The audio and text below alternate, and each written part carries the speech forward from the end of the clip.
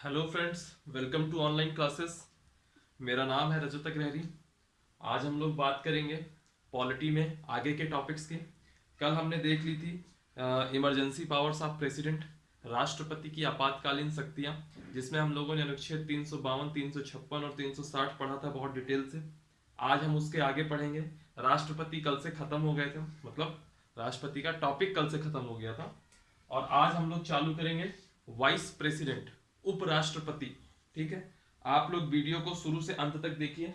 Video अगर आप पूरा देखेंगे तभी आप लोगों की पढ़ाई अच्छे से हो पाएगी, आप लोगों की नोट्स अच्छे से बनेगी। ठीक है, और कोई भी अगर डाउट आता है, मैं बार बार कह रहा हूँ, कभी भी कोई भी डाउट आता है, किसी पॉइंट पे डाउट आ रहा है, या कई बार ऐसा भी होता है कि जिसकी जानकारी आपको है और मुझसे कहीं गलती से यहाँ पे कुछ गलत वर्ड निकल गया, तो उसको आप कमेंट सेक्शन में जरूर डालिएगा ताकि मैं उसको सुधार कर सकूं।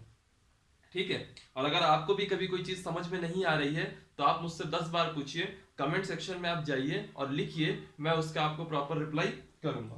ठीक, चलिए आज के टॉपिक में आते हैं। आज का टॉपिक है पॉलिटी का उपराष्ट्रपति।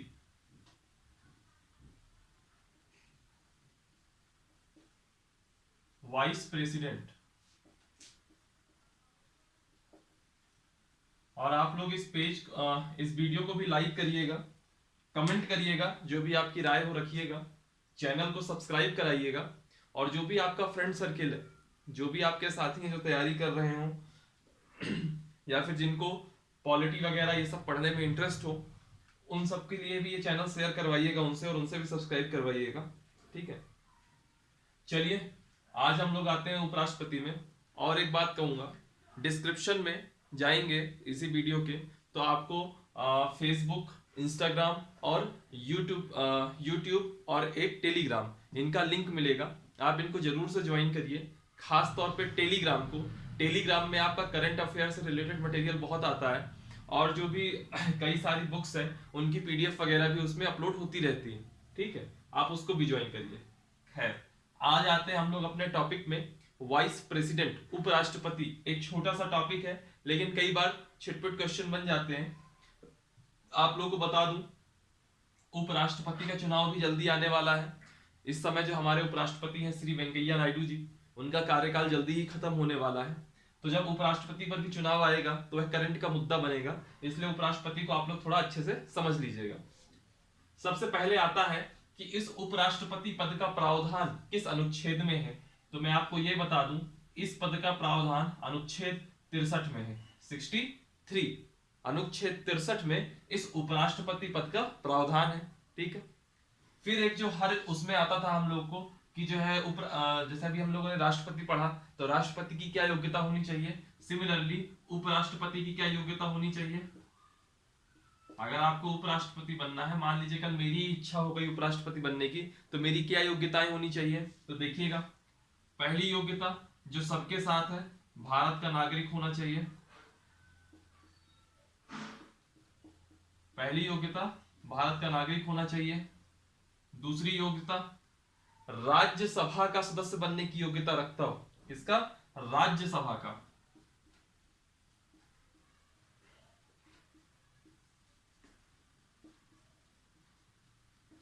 यह राज्यसभा और लोकसभा क्या बला है, जल्दी ही अब हम लोग संसद के टॉपिक में आएंगे तब राज्यसभा और लोकसभा को बहुत डिटेल से देखेंगे। ठीक है, तो उपराष्ट्रपति बनने के लिए एक दूसरी कंडीशन है कि राज्यसभा का सदस्य बनने की योग्यता रखता हूं। ठीक, तीसरी चीज कहता है उम्र। उम्र कितनी होनी चाहिए? उम्र 35 वर्ष होनी चाहिए मिनिमम। मतलब अगर आप उपराष्ट्रपति बनना चाहते हैं तो आपकी उम्र 35 वर्ष या उससे ज्यादा होनी चाहिए। और चौथा पॉइंट है लाभ का पद धारण ना किए हो।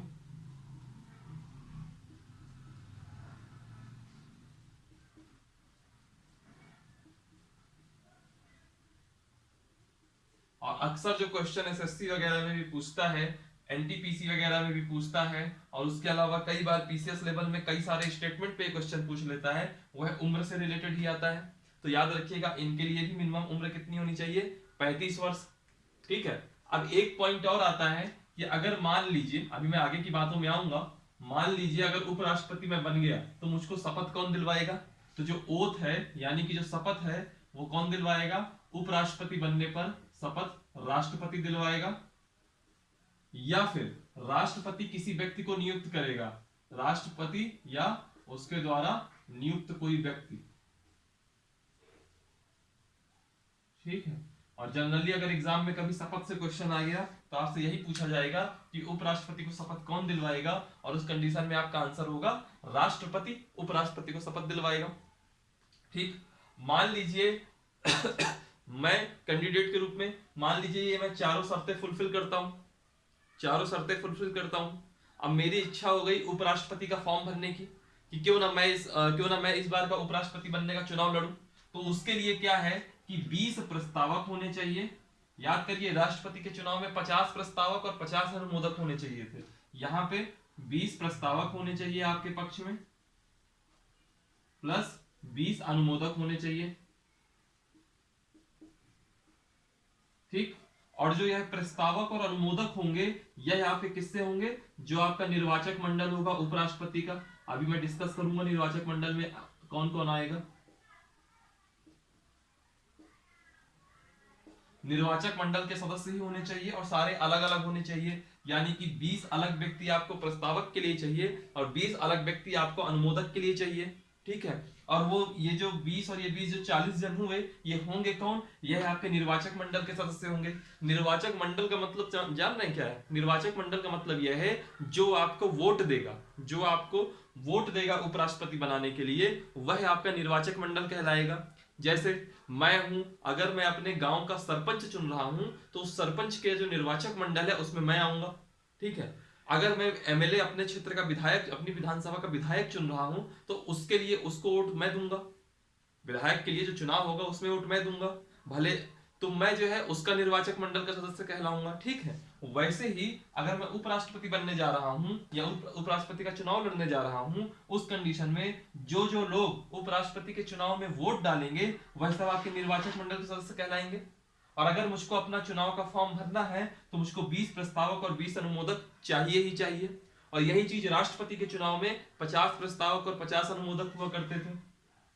उसका निर्वाचक मंडल राष्ट्रपति का बहुत बड़ा था, हम लोगों ने राष्ट्रपति की क्लास में कर ही रखा है। आज हम बात करते हैं उपराष्ट्रपति के प्रस्तावक, उपराष्ट्रपति के प्रस्तावक कौन होंगे। आइए आज इनकी बात कर लेते हैं। सॉरी, उपराष्ट्रपति के निर्वाचक मंडल कौन होंगे, आइए आज इनकी बात कर लेते हैं। उपराष्ट्रपति का निर्वाचक मंडल, यानी कि उपराष्ट्रपति चुनाव के लिए कौन कौन वोट देगा, तो मैं बता देता हूं। संसद के जो दोनों सदन है, कौन कौन से सदस्य, या लिख देता हूं संसद के सभी सदस्य, बस इतना लिख देता हूं। और दोनों चीज का मतलब बताता हूं क्या है। संसद का मतलब जो लोकसभा के सदस्य हैं वह, और जो राज्यसभा के सदस्य हैं वह, यह दोनों, ठीक। और सभी सदस्य का मतलब क्या है, जो निर्वाचित होते हैं वह भी, यानी कि जो इलेक्टेड होते हैं वह भी, और जो नॉमिनेटेड होते हैं यानी कि जो मनोनीत होते हैं वह भी, सब मिलकर के वोट देंगे। याद करिए जब हमने राष्ट्रपति के निर्वाचक मंडल पढ़े थे तो मैंने कहा था कि जो संसद के दोनों सदस्य जो होंगे वो निर्वाचित सदस्य होंगे, सिर्फ निर्वाचित। और यहाँ पे क्या है, निर्वाचित और मनोनीत दोनों वोट दे सकेंगे, ठीक है। यह निर्वाचक मंडल है। इतनी सी बात आप लोगों को समझ में आई, यह निर्वाचक मंडल है। अब आता है कि इनका चुनाव किस पद्धति से होता है। तो इनका जो चुनाव होता है वह होता है अप्रत्यक्ष, वही जो राष्ट्रपति में लिखते हैं वही होगा, अप्रत्यक्ष, आनुपातिक, यहां स्लैश का मतलब, स्लैश मत लगाइए, कॉमा लगाइए, अप्रत्यक्ष, आनुपातिक, एकल मत हस्तांतरणीय पद्धति, वही सेम नियम है।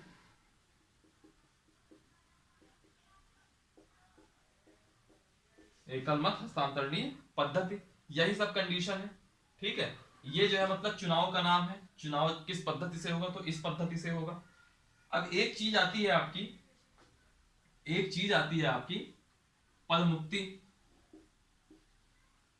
अब मान लीजिए आज की डेट में उपराष्ट्रपति हैं श्रीमान वेंकैया नायडू जी। मान लीजिए वेंकैया नायडू जी को अब हमको हटाना है, क्या ये हटाओ यार, इनको नहीं चाहिए। तो अगर उसका प्रस्ताव आता है तो उस कंडीशन में वेंकैया नायडू कैसे हटेंगे, वो देखिए पद मुक्ति कैसे होगी। इनके लिए कोई महाभियोग वहाभियोग नहीं लगेगा। जैसे राष्ट्रपति को अगर हटाना है तो महाभियोग लगता है, इनके लिए महाभियोग नहीं हटेगा। देखिएगा इनके लिए क्या सिस्टम है। पद मुक्ति करनी है तो जो राज्यसभा है, राज्यसभा के प्रभावी बहुमत। याद करिए पहली क्लास जब मैंने सबसे पहले आपको बहुमत के प्रकार बताया था, प्रभावी बहुमत। प्रभावी बहुमत का मतलब क्या होता है? प्रभावी संख्या का बहुमत। और प्रभावी संख्या क्या होती है? सदन की कुल संख्या माइनस रिक्तियां। ठीक है, तो जो प्रभावी बहुमत, राज्यसभा का प्रभावी बहुमत होगा तो पदमुक्ति हो जाएगी। साथ ही तथा जो आपका लोकसभा है, लोकसभा के साधारण बहुमत के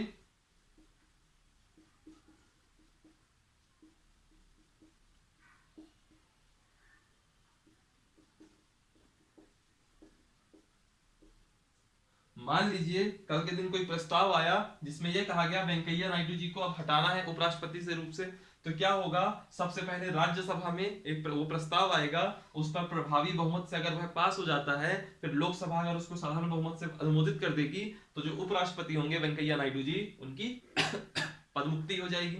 तो ये कॉन्सेप्ट है उपराष्ट्रपति के पदमुक्ति का। अब एक टॉपिक और आता है इसमें कि क्या है उपराष्ट्रपति के कार्य क्या है। उपराष्ट्रपति तो आप बन गए, उपराष्ट्रपति के कार्य क्या है? मैं उपराष्ट्रपति को शॉर्ट में वीपी लिख देता हूं, वाइस प्रेसिडेंट। उपराष्ट्रपति के कार्य, और जो कार्य होंगे वही उसकी शक्तियां होंगी। तो ये एकमात्र ऐसा पद है, ये एकमात्र ऐसा पद है जिसका उपराष्ट्रपति के रूप में, वाइस प्रेसिडेंट के रूप में कोई कार्य ही नहीं है।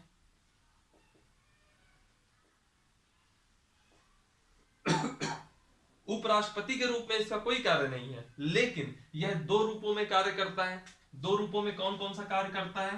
पहला पॉइंट, कार्यवाहक राष्ट्रपति। याद करिए जब मैंने राष्ट्रपति आपको बताया था तब मैंने कहा था अगर राष्ट्रपति का कार्यकाल समाप्त होता है, ठीक है, पदमुक्ति होती है, उस कंडीशन में जब तक अगर चुनाव हो जाएगा तो जो जीतेगा अगला राष्ट्रपति वो अब राष्ट्रपति बन जाएगा। लेकिन कोई ऐसी परिस्थिति बन गई कि वह राष्ट्रपति का कार्यकाल खत्म हो गया राष्ट्रपति का कार्यकाल खत्म हो गया और उस बीच में चुनाव नहीं हो पाया, तो जब तक चुनाव नहीं होगा तब तक वही राष्ट्रपति आगे राष्ट्रपति बना रहेगा। ठीक है, और मैंने दूसरी कंडीशन बताई थी, अगर रिक्ति हो जाए, रिक्ति का मतलब या तो वह राष्ट्रपति त्यागपत्र दे दे, या तो वह राष्ट्रपति मृत्यु हो जाए राष्ट्रपति की, ठीक है, या राष्ट्रपति का निर्वाचन रद्द हो जाए, तो इन सभी कंडीशन में राष्ट्रपति की जो रिक्ति की कंडीशन होगी तो राष्ट्रपति अपने पद से हटा दिया जाएगा। और जब तक कि चुनाव नहीं हो जाते, जब तक कि अगला चुनाव नहीं हो जाता, तब तक राष्ट्रपति की जगह उपराष्ट्रपति कार्यवाहक राष्ट्रपति की तरह कार्य करेगा। और मान लीजिए अगर उपराष्ट्रपति भी उस समय अनअवेलेबल है, यानी कि उपराष्ट्रपति ने मान लीजिए रिजाइन दे दिया, या उपराष्ट्रपति की भी उस समय मृत्यु हो जाती है, असामयिक कुछ भी बात हो जाए, तो उस कंडीशन में फिर चीफ जस्टिस ऑफ इंडिया राष्ट्रपति बनेंगे। और अगर चीफ जस्टिस ऑफ इंडिया भी अनअवेलेबल है तो उस कंडीशन में जो सुप्रीम कोर्ट के जज थे वरिष्ठतम, लिस्ट बनी रहेगी, तो जो पहले वरिष्ठ होगा उसको राष्ट्रपति बनाया जाएगा, कार्यवाहक राष्ट्रपति। और यह तब तक रहेंगे जब तक कि अगला राष्ट्रपति का चुनाव नहीं हो जाए। ये सब हम लोगों ने राष्ट्रपति में डिटेल से पढ़ा है। तो उपराष्ट्रपति का पहला काम है कार्यवाहक राष्ट्रपति के रूप में कार्य करना, एक कार्य मतलब यह है। और दूसरा कार्य है राज्यसभा का पदेन सभापति। अक्सर आप लोगों ने टीवी वगैरह में देखा होगा, जब भी लोकसभा वगैरह चलती है तो लोकसभा का जैसे मान लीजिए सीन दिखा रहे होंगे, तो एक स्पीकर होगा लोकसभा का जो ऊपर बढ़िया कुर्सी में बैठा रहेगा, इस तरफ भी कुछ नेता रहेंगे, इस तरफ भी कुछ नेता रहेंगे, इधर एक पक्ष होगा, इधर एक विपक्ष होगा, पक्ष अपनी बात रखेगा, विपक्ष अपनी बात रखेगा। उसी प्रकार से राज्यसभा में भी है। कई बार आपने राज्यसभा का क्लिप देखा होगा, तो वेंकैया नायडू ऊपर बैठे रहेंगे, कुछ नेता इधर है, कुछ नेता इधर है, यहाँ सत्ता पक्ष के होंगे, यहाँ विपक्ष के होंगे, सब लोग अपनी अपनी बात रख रहे होंगे। आप यह भी कह सकते हो, ठीक है। और बाकी जब मैं डिटेल से जब उसमें जाऊंगा तब जाकर के आपको बताऊंगा कि कई बार सभापति नहीं बैठता तो उपसभापति करके भी एक पद होता है, उसके अलावा भी कुछ पद, उसके अलावा भी कई लोग होते हैं जो वहां बैठ सकते हैं, वो सब बाद में देखेंगे, ठीक है। पीठासीन अधिकारी समय समय पे बदल सकते हैं। बाकी मेन जो सभापति है, मेन सभापति, वह उपराष्ट्रपति ही होगा। ये पदेन शब्द का मतलब क्या होता है? पदेन शब्द का मतलब होता है कि मैं मान लीजिए बन कुछ रहा हूं और वह बनने की वजह से यह बन जा रहा हूं। जैसे नीति आयोग का अध्यक्ष, नीति आयोग का अध्यक्ष कौन होता है? नीति आयोग का अध्यक्ष कौन होता है? पदेन प्रधानमंत्री। समझ रहे हैं? पदेन प्रधानमंत्री, पदेन यानी कि जब भी कोई प्रधानमंत्री बनेगा वह ऑटोमेटिकली नीति आयोग का अध्यक्ष हो जाएगा। उसके पहले यही कॉन्सेप्ट योजना आयोग के लिए था, जो भी जो भी प्रधानमंत्री बनेगा वह योजना आयोग का अध्यक्ष बन जाता था। ठीक है, मान लीजिए कल के दिन यहाँ भारत देश के प्रधानमंत्री जब 2024 में चुनाव हो, मान लीजिए मोदी जी की जगह कोई और बने, तो नीति आयोग का पदेन अध्यक्ष जो नया प्रधानमंत्री आएगा वो हो जाएगा। पदेन का मतलब होता है कि मैं बन तो प्रधानमंत्री रहा हूं, लेकिन साथ साथ में नीति आयोग का अध्यक्ष भी बन रहा हूं। सिमिलरली नायडू जी बने तो उपराष्ट्रपति, पदेन का मतलब हुआ साथ साथ में वो राज्यसभा के सभापति भी बने जा रहे हैं। ठीक है, इसको हिंदी में इंग्लिश में कहते हैं एक्स अप्लाइड। ठीक, छोड़िए इसको। दो प्रकार के कार्य हैं, कार्यवाहक राष्ट्रपति और राज्यसभा का पदेन सभापति। एक चीज और याद रखिएगा, इनके वेतन की अगर मैं बात करूं तो इनको उपराष्ट्रपति के लिए वाइस प्रेसिडेंट के तौर पर कोई वेतन नहीं मिलता।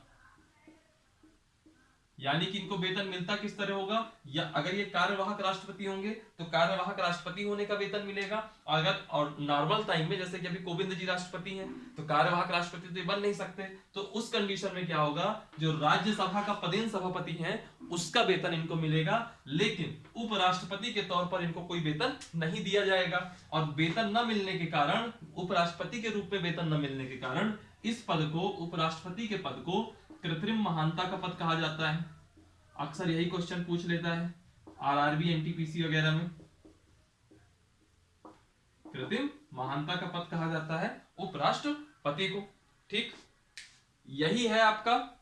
इसके अलावा उपराष्ट्रपति में कुछ नहीं आता है, तो हम लोग उपराष्ट्रपति को यहां से खत्म करते हैं, मतलब इस टॉपिक को खत्म करते हैं। याद रखिएगा, कार्यवाहक राष्ट्रपति और राज्यसभा के पदेन सभापति के रूप में कार्य करेगा। उपराष्ट्रपति के तौर पर उसको किसी भी प्रकार का कोई वेतन नहीं मिलेगा, और वो वेतन किस रूप में लेगा, वह वेतन लेगा आपका राज्यसभा के पदेन सभापति या फिर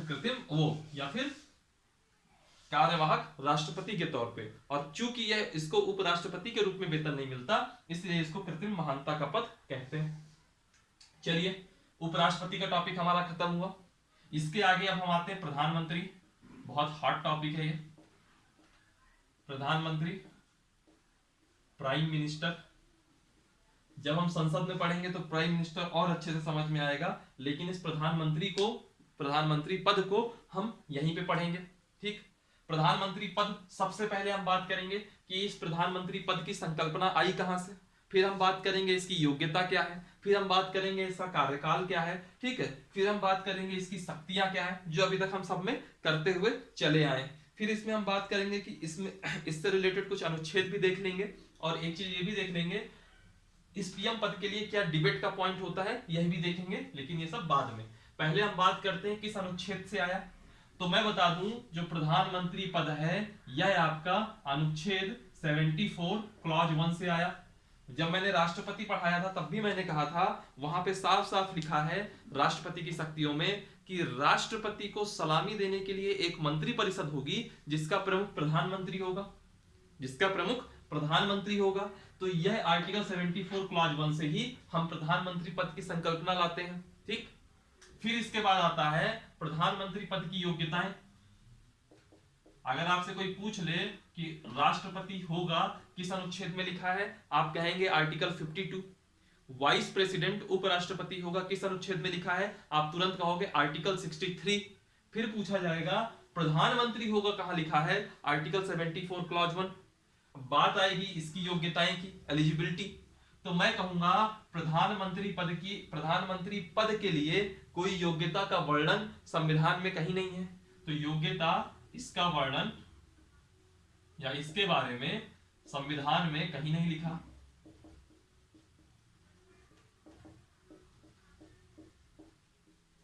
कहीं भी आप कोई सा भी अनुच्छेद उठा लीजिएगा, कहीं नहीं लिखा कि पीएम पद की योग्यता ये होनी चाहिए। ठीक, बावजूद इसके हम यह मान के चलेंगे कि पीएम पद के लिए लेकिन दो शर्तें होनी चाहिए, दो कंडीशन होनी चाहिए। पहली कंडीशन देखिए क्या होगी। पहली कंडीशन होगी कि प्रधानमंत्री बनने के लिए या तो आपको सांसद होना चाहिए, प्रधानमंत्री बनने के लिए या तो सांसद होना चाहिए, या फिर सांसद बनने की योग्यता होनी चाहिए।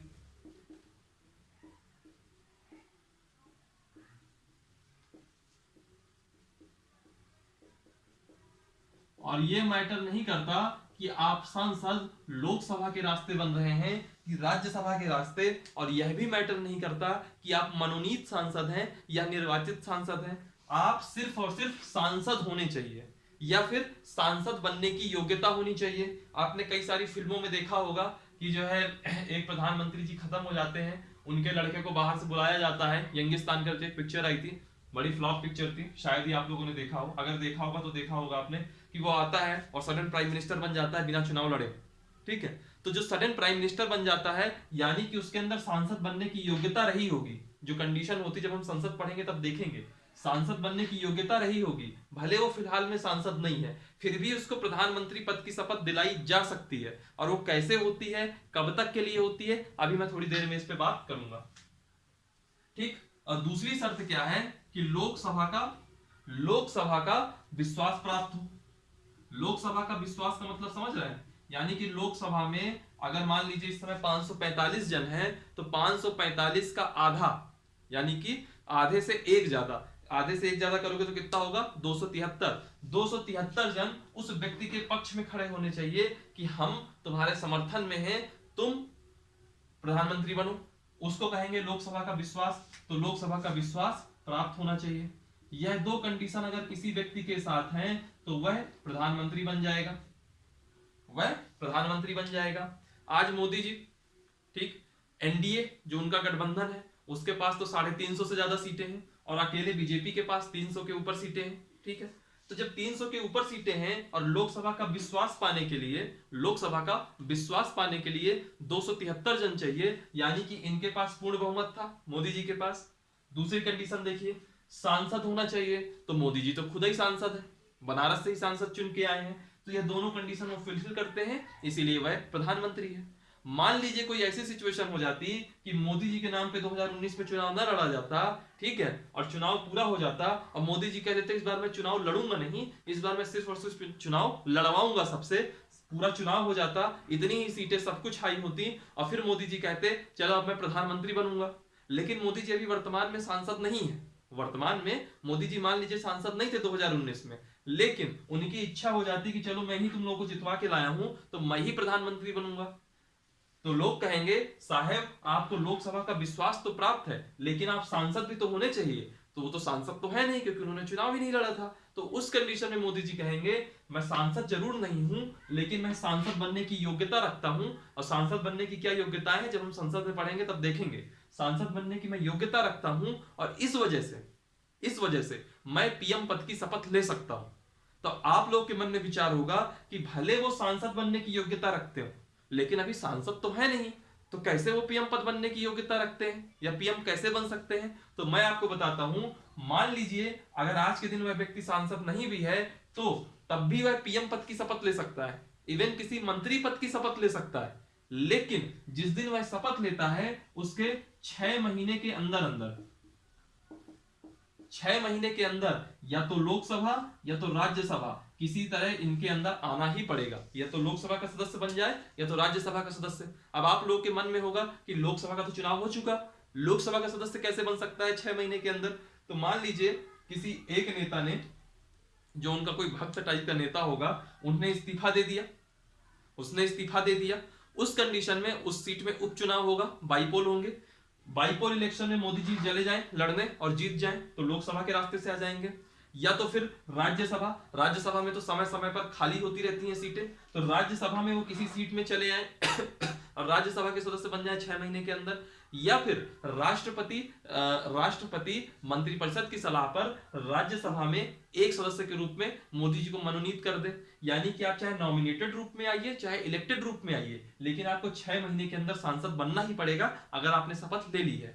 तो आप यह भी कह सकते हो कि सर अगर 6 महीने तक अगर वो सांसद मतलब प्रधानमंत्री रह ले और अगर इन दोनों सदनों में किसी से चुन के ना आए तो क्या उसके बाद उसका रिजाइन तो हो जाएगा मान लीजिए, तो वापस फिर 6 महीने के लिए बना दिया जाए तो मैं कहूंगा 6 महीने तक तो आप रह सकते हैं, उसके बाद आप तभी रहोगे जब आप लोकसभा या राज्यसभा के सदस्य बन गए हो।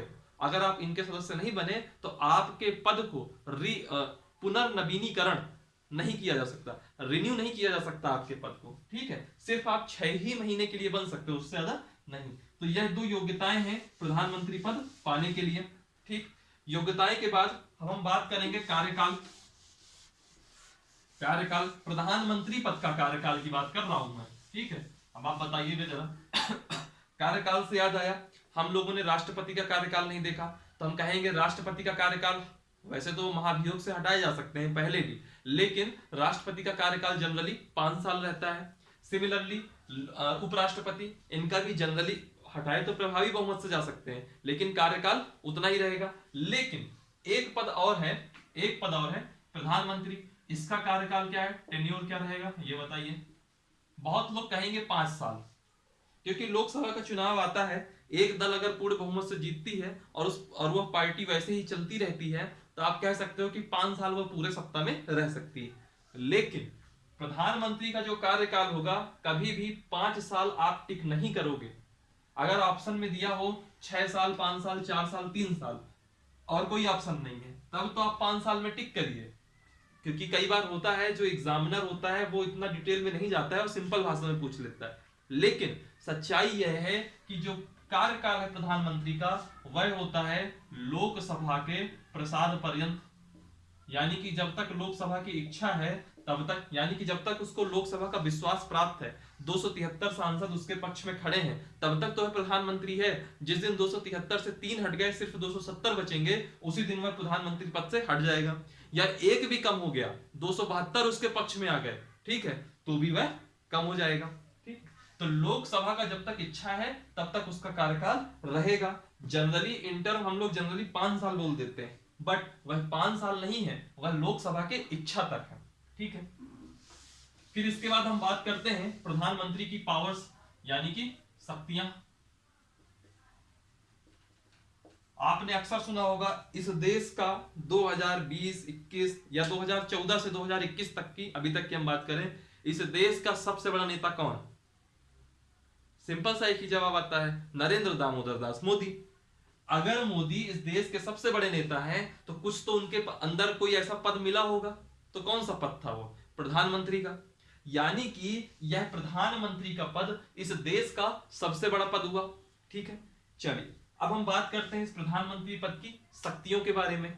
यहां हमको उस तरह शक्तियां नहीं देखनी जिस तरह की हम लोग अक्सर टीवी और पिक्चरों में देखते हैं। यहां हमको जो एक्चुअल में उनकी शक्तियां हैं, जो संविधान के द्वारा हैं, उनकी बात करनी है। जैसे जो प्रधानमंत्री है, देखिए, एक तो प्राइम मिनिस्टर हो गए मोदी जी, इसके पीछे उनके साथ पूरी एक टीम है।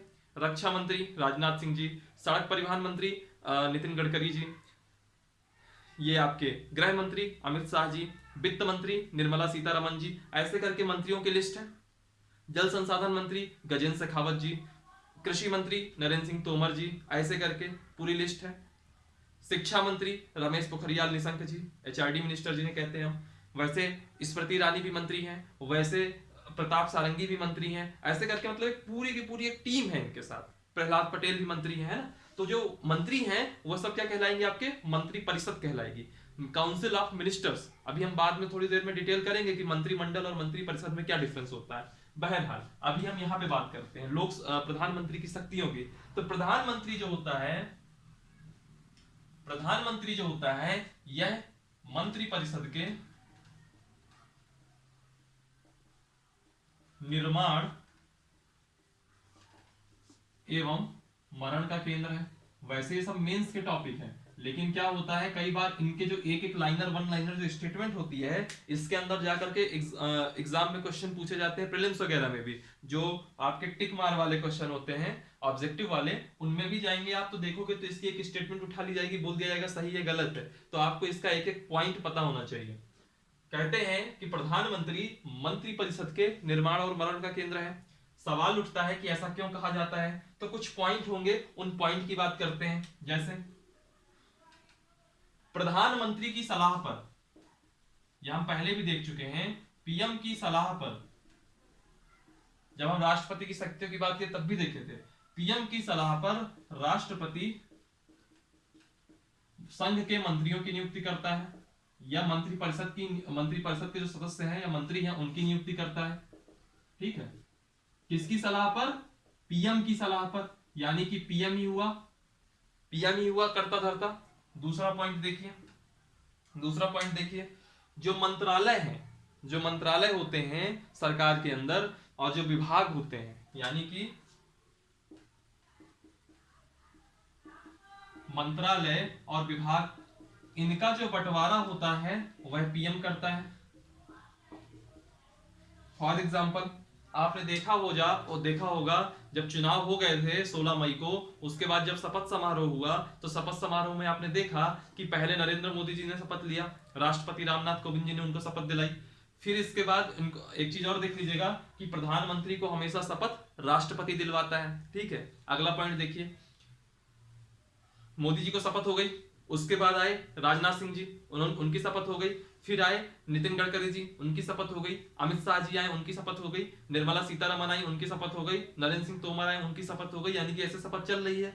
लेकिन उस दिन ये नहीं कहा गया कि उस दिन क्या हुआ, उस दिन आपका ये पहला पॉइंट हुआ, पीएम की सलाह पर राष्ट्रपति ने संघ के मंत्रियों की नियुक्ति कर दी, पहला पॉइंट हो गया।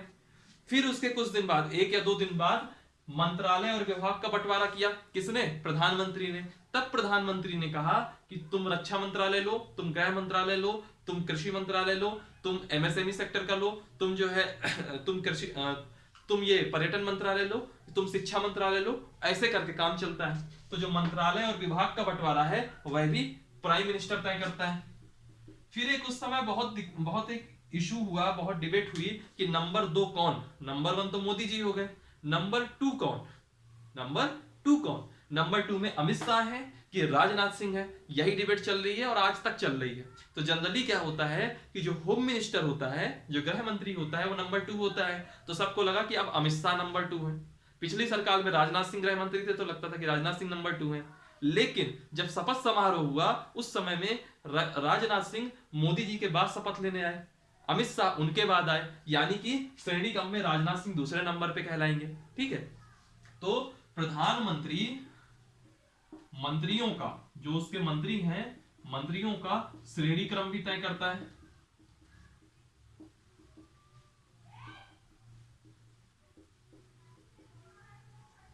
प्रधानमंत्री इनका श्रेणी क्रम भी करता है।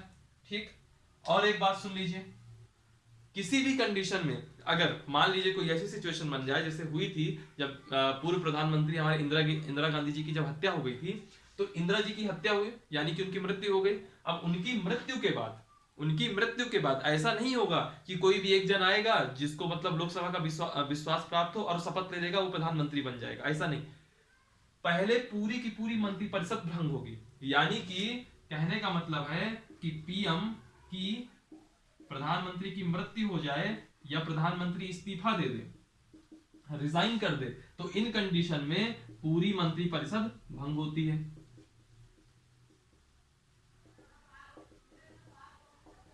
पूरी मंत्रिपरिषद भंग होती है। ठीक है, तो ये कुछ पॉइंट थे।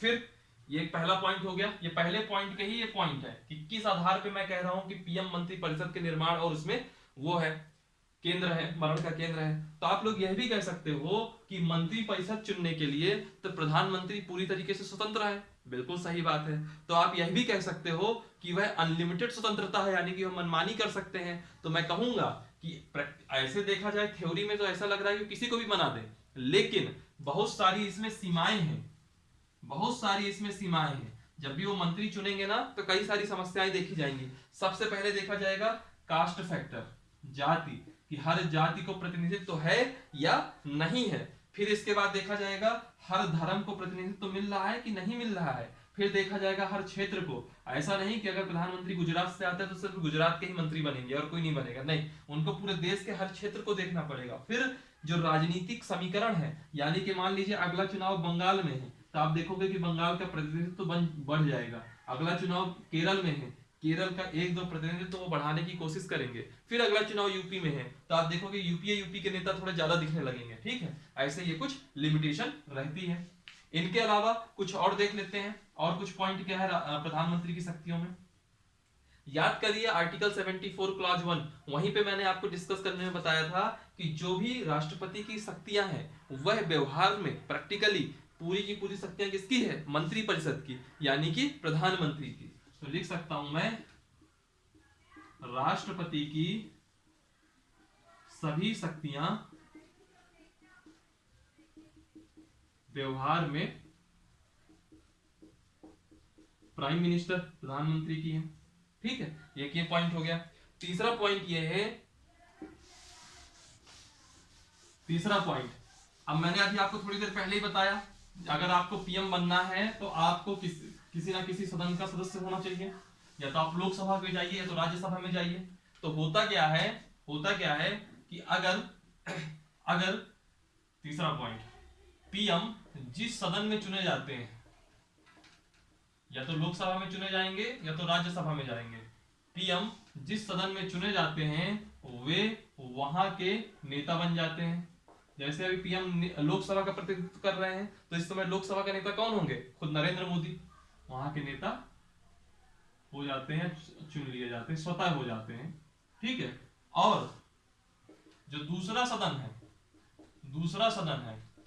दूसरे सदन में अपना प्रतिनिधि रिप्रेजेंटेटिव नियुक्त करते हैं। मार्कर आज शायद इंक कम दे रहा है ना? यानी कि पीएम जिस सदन में चुने जाएंगे वहां के तो वह नेता हो जाएंगे, नेता चुन लिए जाएंगे, और जो उनका दूसरा सदन होगा वहां पे वह अपना प्रतिनिधि नियुक्त करते हैं। जैसे जब मनमोहन सिंह प्रधानमंत्री थे तो वह राज्यसभा के नेता थे। क्यों? क्योंकि वह राज्यसभा के रास्ते संसद बनते थे, और नरेंद्र मोदी लोकसभा के रास्ते सदस्य बनते हैं, संसद के सदस्य बनते हैं, तो यह लोकसभा के नेता बनते हैं। ठीक है, एक और पॉइंट है, जो विश्व में, जिनको हम एनआरआईज कहते हैं, पूरे विश्व में जो भारतीय नागरिक हैं, दूसरे देशों में या विदेशों में कहिए, विश्व क्या कहिए, विदेशों में कहिए, विदेशों में रहने वाले जो भारतीय नागरिक हैं उनका प्रतिनिधित्व कौन करेगा? प्राइम मिनिस्टर करेंगे। ठीक, यह सब कुछ पॉइंट थे जो कि प्रधानमंत्री की शक्तियों के बारे में थे।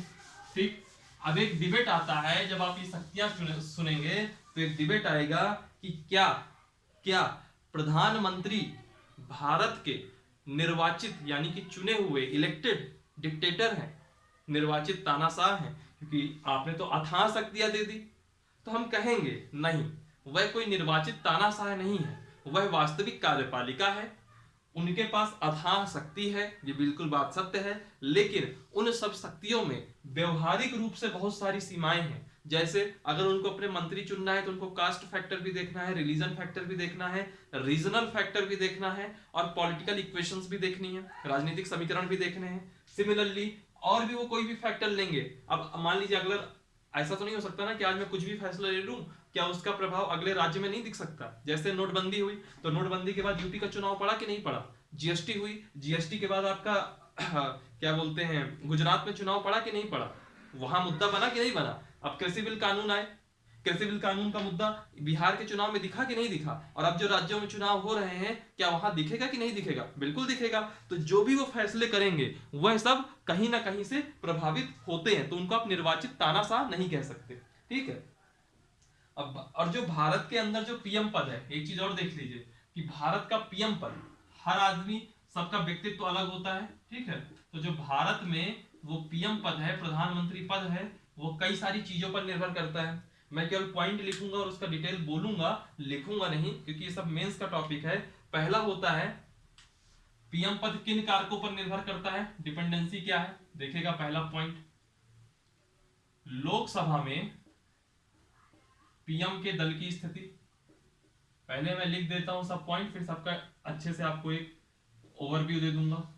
लोकसभा के अंदर पीएम जिस पार्टी से आ रहे हैं उस दल की क्या स्थिति है। ठीक है, दूसरा पॉइंट, दल के अंदर पीएम की स्थिति। मान लीजिए कि मेरी स्थिति, मेरे दल की स्थिति तो लोकसभा में बहुत अच्छी है, लेकिन उस दल के अंदर मेरी क्या स्थिति है, यह भी तो है। और फिर है कि जो प्रधानमंत्री बनता है उसका व्यक्तित्व क्या है, उसकी पर्सनालिटी क्या है, तथा जनता में उसकी लोकप्रियता कैसी है, जनता में लोकप्रियता कैसी है। यह 3 पॉइंट है। सबसे पहले हम डिस्कस करेंगे पहले पॉइंट का। देखिए, अब जो हम लोग की जो एज है, मैं मान के चलता हूं जो हम लोग की तैयारी करने वाले लोग होंगे सब इसी एज के होंगे, तो जो एज है उसमें हम लोगों ने 2 प्रधानमंत्रियों को देखा है, उनकी पर्सनालिटी देखी है। पहला मनमोहन सिंह जी, ठीक। और दूसरा नरेंद्र मोदी जी। इन्हीं दोनों का एग्जांपल लेकर के मैं तीनों पॉइंट समझाऊंगा। ये एक प्रकार से हमारे लिए केस स्टडी है, इनको ही हम एग्जांपल लेंगे हर पॉइंट में। पहले आता है लोकसभा में पीएम के दल की स्थिति। फॉर एग्जांपल 2014 के पहले कांग्रेस पार्टी सत्ता में थी, 2014 के बाद बीजेपी की सत्ता में आई। लोकसभा में पीएम के दल की स्थिति, कांग्रेस सत्ता में जरूर थी लेकिन वह कांग्रेस सत्ता में नहीं थी बल्कि यूपीए सत्ता में था। क्यों? क्योंकि अकेले कांग्रेस के पास पूर्ण बहुमत नहीं था, ना 2004 में पूर्ण बहुमत आया ना 2009 में पूर्ण बहुमत आया, वह गठबंधन के साथ सरकार में रहे। ठीक है, तो उस स्थिति में पीएम के जो दल है यानी कि जो कांग्रेस पार्टी है, मनमोहन सिंह का जो दल है, उसकी स्थिति उतनी अच्छी नहीं रहेगी कि वो दूसरे दलों को बिल्कुल इग्नोर मार दे।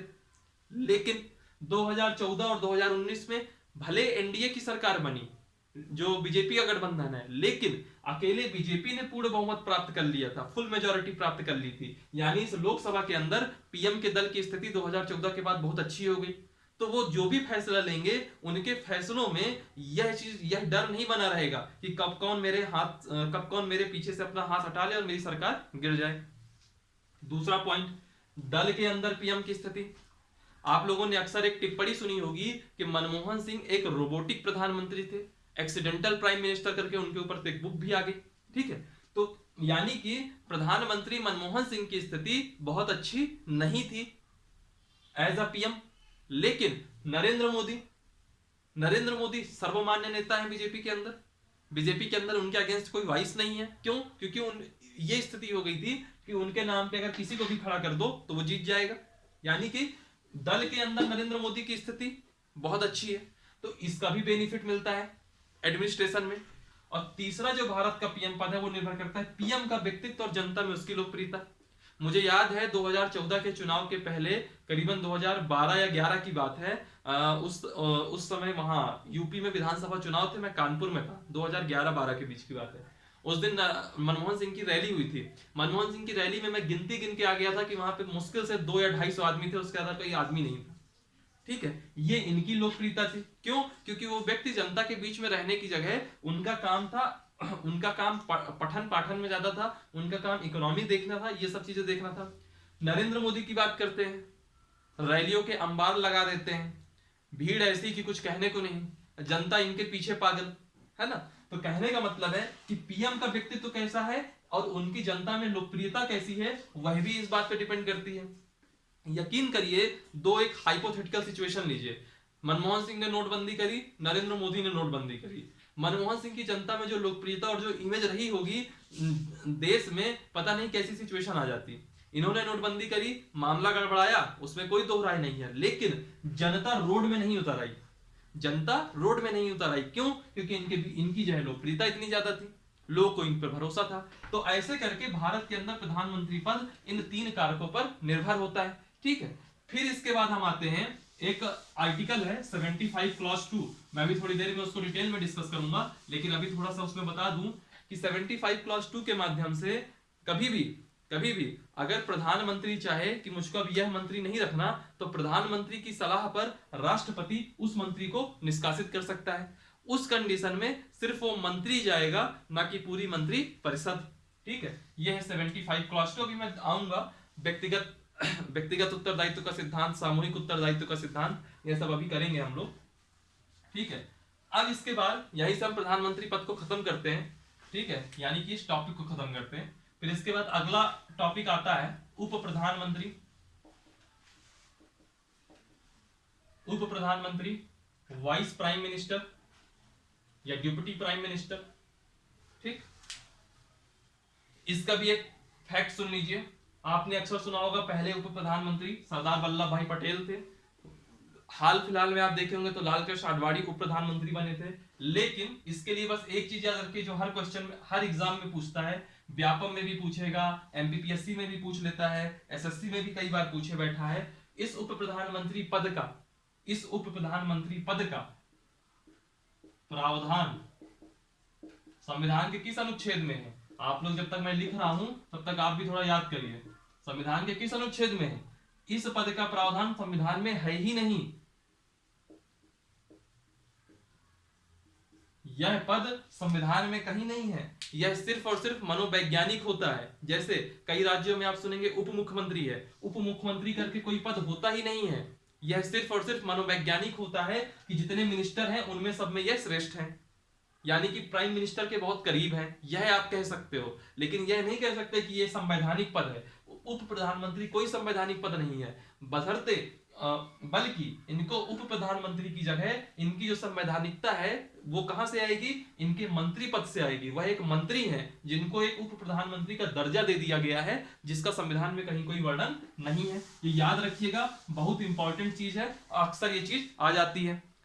फिर इसके बाद दो चीजें होती हैं, एक होता है मंत्रिपरिषद काउंसिल ऑफ मिनिस्टर, और एक होता है मंत्रिमंडल। दो चीजें इसको भी देख लीजिए। मंत्रिपरिषद,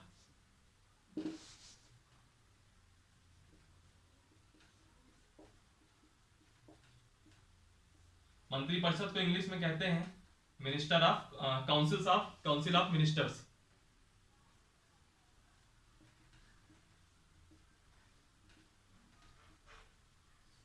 काउंसिल ऑफ मिनिस्टर्स। और जो दूसरा पद होता है या दूसरा जो नाम है उसको हम कहेंगे मंत्रिमंडल, इसको हम कहते हैं कैबिनेट, इसको हम कहेंगे मंत्रिमंडल, इसको इंग्लिश में कहेंगे कैबिनेट ऑफ मिनिस्टर्स। ठीक, इसका मैं कुछ ओवरव्यू दे देता हूं। मुझे लगता है कि आज की क्लास में पूरा होगा नहीं, फिर भी मैं इसके बारे में कुछ चीजें बता देता हूं आपको। मंत्रिपरिषद, मंत्रिपरिषद के बारे में समझिएगा। यह जो मंत्रिपरिषद है यह एक बड़ी संस्था है, जबकि जो मंत्रिमंडल है यह एक छोटी संस्था है। मंत्रिपरिषद के अंदर कौन कौन आता है? मंत्रिपरिषद के अंदर आएंगे कैबिनेट मंत्री, जिसको हम लोग साधारण बोलचाल की भाषा में कबीना मंत्री भी कहते हैं। कमीना नहीं कह रहा, कबीना, ठीक है, कबीना मंत्री, कैबिनेट मिनिस्टर हो गए। दूसरा होता है राज्य मंत्री, मिनिस्टर ऑफ स्टेट, राज्य मंत्री। तीसरा आता है राज्य मंत्री स्वतंत्र प्रभार। कई सारे हमारे जो है बुजुर्ग छात्र हो जाते हैं जो अक्सर यही समझ लेते हैं कि राज्य मंत्री का मतलब होता है कि किसी राज्य का, यानी कि यूपी का मंत्री या एमपी का मंत्री। ऐसा नहीं है, यह सब केंद्र के ही मंत्री हैं। इनमें चार चीजें आती हैं, पहला कैबिनेट मिनिस्टर, दूसरा राज्य मंत्री, तीसरा राज्य मंत्री स्वतंत्र प्रभार, और लास्ट आता है उप मंत्री। इन सब का एक एक का क्या मतलब अभी मैं बताता हूं। और यह है मंत्रिमंडल। मंत्रिमंडल का मतलब हुआ छोटी संस्था, यानी कि इसमें सिर्फ एक ही लोग आ रहे हैं, उनका नाम है कैबिनेट मंत्री। ठीक, और चूंकि सिर्फ कैबिनेट मंत्री आते हैं इसलिए इस मंत्रिमंडल को कहते हैं चक्र के अंदर चक्र, साइकिल विद इन साइकिल। कैसे? रीजनिंग वाले बच्चे बहुत आसानी से समझ जाएंगे। जैसे ये मान लीजिए पूरा चक्र है, यह पूरा चक्र मंत्रिमंडल है, तो इसमें एक छोटा सा चक्र है जो कि आपका मंत्री परिषद होगा। सॉरी, ये मंत्रिमंडल है, बड़ा चक्र मंत्रिमंडल है, क्योंकि मंत्रिमंडल में एक सेकंड कंफ्यूजन हो जाता है, जल्दी जल्दी वापस से कर देता हूं। मंत्री परिषद बड़ा है, मंत्रिमंडल उसके अंदर है, तो जो बड़ा सर्किल है ये आपका आएगा मंत्री परिषद। क्यों? क्योंकि इसके अंदर कैबिनेट भी आ रहा है, राज्य मंत्री भी आ रहा है, राज्य मंत्री स्वतंत्र प्रभार भी आ रहा है, उप मंत्री भी आ रहा है, और इसके अंदर एक छोटा सर्किल होगा जिसको हम कहेंगे मंत्रिमंडल, जिसमें सिर्फ और सिर्फ कैबिनेट मिनिस्टर आएंगे। तो अक्सर पूछ लेता है चक्र के अंदर चक्र किसे कहेंगे, तो याद रखिएगा कैबिनेट मंत्री या फिर मंत्रिमंडल को कहेंगे। और मंत्री परिषद एक बड़ी संस्था है। अब इन चारों का मतलब क्या होता है यही भी देख लीजिए। थोड़ी देर पहले मैंने आपको बताया कि प्रधानमंत्री शपथ दिलाते हैं, प्रधानमंत्री मंत्री बनवाते हैं, प्रधानमंत्री सलाह देंगे तो मंत्रियों की नियुक्ति करेगा राष्ट्रपति, यह भी हमने थोड़ी देर पहले कहा। अब आप इसमें यह समझिए, विभाग का मैंने बंटवारा भी आपको बताया था कि किसको रक्षा देना है, किसको परिवहन मंत्री देना है, किसको जो है जल मंत्रालय देना है, किसको वित्त मंत्रालय देना है, ये सब प्रधानमंत्री के ऊपर है। प्रधानमंत्री जो अपने विभाग का बंटवारा करता है, मंत्रालय का बंटवारा करता है। तो जब वो मंत्रालय का प्रमुख जो होता है, जो मंत्रालय का प्रमुख होता है, जैसे कि मैंने कह दिया यह वित्त मंत्री है निर्मला सीतारमण, तो निर्मला सीतारमण वित्त मंत्रालय की प्रमुख हुई, निर्मला सीतारमण वित्त मंत्रालय की प्रमुख हुई। तो जो मंत्रालय का प्रमुख होगा, मंत्रालय प्रमुख, इसको हम कहेंगे कैबिनेट मंत्री। और कैबिनेट मंत्री के एग्जांपल निर्मला सीतारमन ले लीजिए, रक्षा मंत्री को ले लीजिए, गृह मंत्री को ले लीजिए यानी कि अमित शाह को ले लीजिए, रक्षा मंत्री यानी कि राजनाथ सिंह को ले लीजिए। यह सिर्फ ये सब कैबिनेट मिनिस्टर हैं। इनके साथ पहली खासियत क्या है, मंत्रालय के अपने जो उनका मंत्रालय होगा उसके ये प्रमुख होंगे। और दूसरी खासियत क्या है कि जब भी एक कैबिनेट मीटिंग होगी या मंत्रिमंडल की मीटिंग होगी, मंत्रिमंडल की यह बैठक होगी, तो जो कैबिनेट मिनिस्टर होता है वो अधिकार पूर्वक भाग लेता है। यानी कि इतना बार कहा जाएगा कि मंत्रिमंडल की बैठक है तो कैबिनेट मिनिस्टर ऑटोमेटिकली आ जाएगा कि अरे नहीं मेरा तो अधिकार है, मैं तो जाऊंगा ही जाऊंगा। तो मंत्रिमंडल की बैठक में अधिकार पूर्वक भाग लेता है। यह 2 पॉइंट है कैबिनेट मिनिस्टर से रिलेटेड। ठीक, फिर दूसरा पॉइंट आता है राज्य मंत्री, जिसको हम कहते हैं एमओएस, मिनिस्टर ऑफ स्टेट। इनके साथ क्या पक्ष है यह भी देखिए। क्या होता है, जैसे एक मंत्रालय है तो मंत्रालय के अंदर कई सारे विभाग होते हैं, तो जो राज्य मंत्री होता है यह एक, ये ऐसे लिखिए, मंत्रालय के अंदर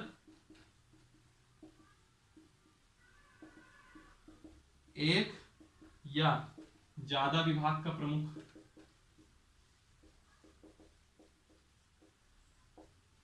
ज्यादा विभाग का प्रमुख। जैसे वित्त मंत्री तो निर्मला सीतारमन है, लेकिन वित्त राज्य मंत्री कौन है, अनुराग ठाकुर।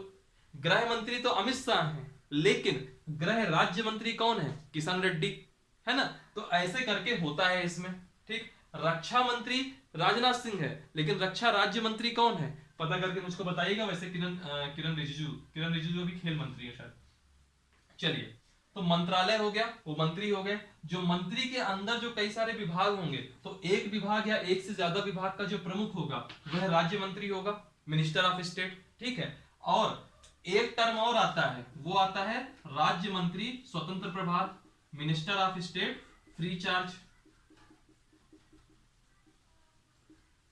अब आपको लग रहा होगा इस राज्य मंत्री और राज्य मंत्री स्वतंत्र प्रभार में अंतर क्या है, तो मैं इसको अंतर को स्पष्ट कर दूं। राज्य मंत्री स्वतंत्र प्रभार का अंतर क्या होता है कि मंत्रालय का प्रमुख यह भी होता है, मंत्रालय का प्रमुख यह भी होता है, लेकिन जब मंत्रिमंडल की बैठक होगी, मंत्रिमंडल की बैठक में अधिकार पूर्वक भाग नहीं ले सकता। अब आप कहोगे अगर अधिकार पूर्वक भाग नहीं ले सकता तो भाग कैसे ले सकता है, पीएम के आमंत्रण पर, प्रधानमंत्री आमंत्रित करें तो ये आएगा और भाग लेगा। ठीक, फिर एक कॉन्सेप्ट लास्ट पॉइंट जो था वो था उपमंत्री। ये उपमंत्री क्या होते हैं, तो उपमंत्री क्या होते हैं मैं वही भी बता देता हूं। जो आपका कैबिनेट मिनिस्टर है, जो आपके राज्य मंत्री है यानी कि जो मंत्रालय प्रमुख है, और जो राज्य मंत्री यानी कि विभाग प्रमुख है, उनके सहायक होते हैं उपमंत्री। ठीक है, तो ऐसे करके मंत्री बनते हैं। फिर अब आता है कि मंत्रिमंडल का आकार कैसे होता है, क्या हम असीमित मंत्री बना सकते हैं कि कुछ लिमिटेशन है, तो यह सब चीजें अब कल की क्लास में देखेंगे। आज की क्लास के लिए इतना सफिशिएंट है। कल की क्लास हम बात करेंगे मंत्रिमंडल के आकार से, कल की क्लास चालू करेंगे, फिर मंत्रिमंडल का आकार समझेंगे। उसके बाद इसमें मंत्रिमंडल के आकार के बाद सामूहिक उत्तरदायित्व का सिद्धांत, व्यक्तिगत उत्तरदायित्व का सिद्धांत भी समझेंगे। उसके बाद कल ही के दिन महान्यायवादी, अटॉर्नी जनरल ऑफ इंडिया, इसको समझेंगे। फिर इसके बाद महालेखा नियंत्रक परीक्षक यानी कि CAG कैग, इसको भी बहुत अच्छे से समझेंगे। और अगर समय रहा तो संसद चालू करेंगे, नहीं तो कल की क्लास में CAG तक ही करेंगे। ठीक है, आज की क्लास को यहीं खत्म करते हैं। आप लोग इस वीडियो को लाइक करिए, कमेंट करिए, जिस पॉइंट में आपको डाउट लग रहा है उस पॉइंट को आप कमेंट बॉक्स में जाके लिखिए, मैं उसका आपका डाउट दूर करने की कोशिश करूंगा। और उसके अलावा डिस्क्रिप्शन बॉक्स में आप जाएंगे तो आपको फेसबुक, इंस्टाग्राम, टेलीग्राम, इन सब की लिंक रहेगी, इसको जरूर ज्वाइन करिए। टेलीग्राम जरूर से जरूर ज्वाइन करिए, उसमें करंट अफेयर वगैरह काफी अच्छा आता है। और इस पेज को, इस चैनल को ज्यादा से ज्यादा लोगों तक पहुंचाइए और इसको सब्सक्राइब करवाइए। चलिए फिर आज की क्लास का द एंड करते हैं। थैंक यू, और हंसते रहिए और पढ़ते रहिए।